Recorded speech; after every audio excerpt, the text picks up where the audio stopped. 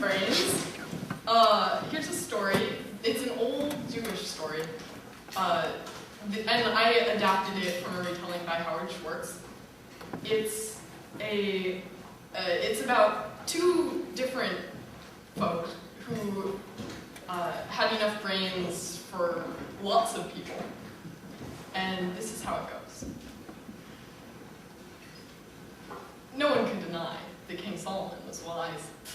If you had a question, he had an answer. If you had a problem, he had a solution. And if someone could speak a language, then he could speak that language too, even if that someone happened to be a bird. And no one could deny that King Solomon's wife was beautiful, especially not King Solomon.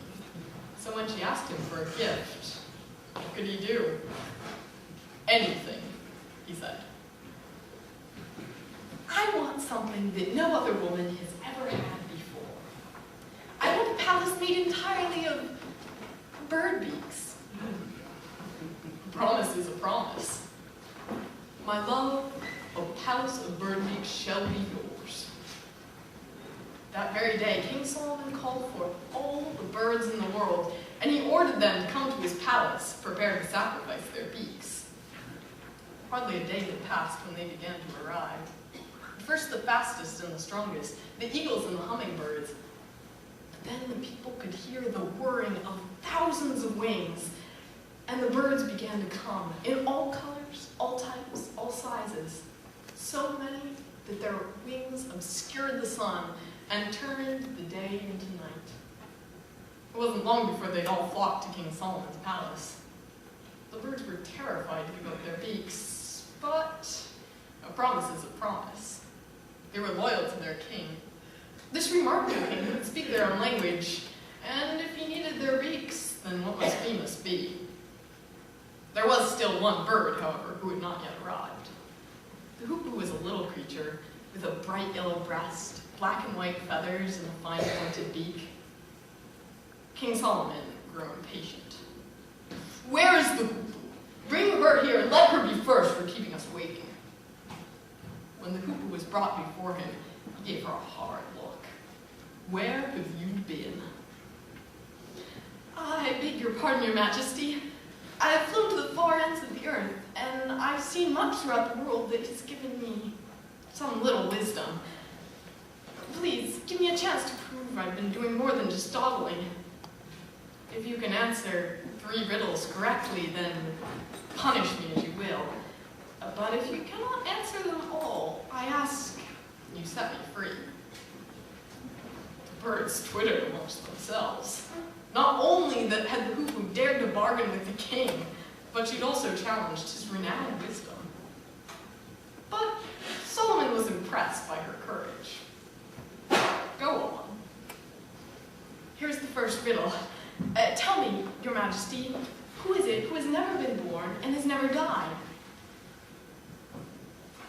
The Lord of our world, blessed be he, answered King Solomon, even as he thought the Lord of our world, who created all creatures to be free. Correct, your majesty. Now tell me, what water is it that never rises from the ground and never falls from the sky? The answer is a tear, said Solomon. But even as he did so, he glanced up to see so many birds huddled about his throne, waiting sadly, helplessly, for their beaks to be torn from their bodies. Correct, your majesty. And here's my third riddle. Tell me, what is it that is strong enough to bore through the hardest wood, yet gentle enough to put food into a baby's mouth? A bird's beak, said Solomon, even as he looked up to see that wave of color in front of him, and he was reminded of how miraculous each one of those creatures was. You have answered all 3 riddles correctly, your majesty, said the hoopoe as she bowed her head in defeat. But King Solomon was smiling now.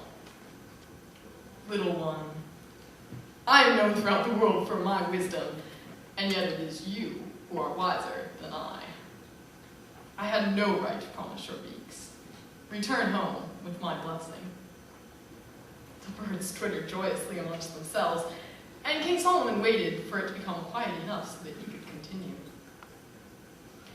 Dear Cuckoo, I'm not going to punish you. In fact, I'm going to reward you. So it was that King Solomon called forth his finest royal jeweler, and he had him create for the cuckoo a tiny crown to remind everyone of her wisdom. When the crown was finished, King Solomon himself placed it upon her head. And if you ever catch a glimpse of the cuckoo today, her bright crown of feathers, you can see she's been wearing it ever since.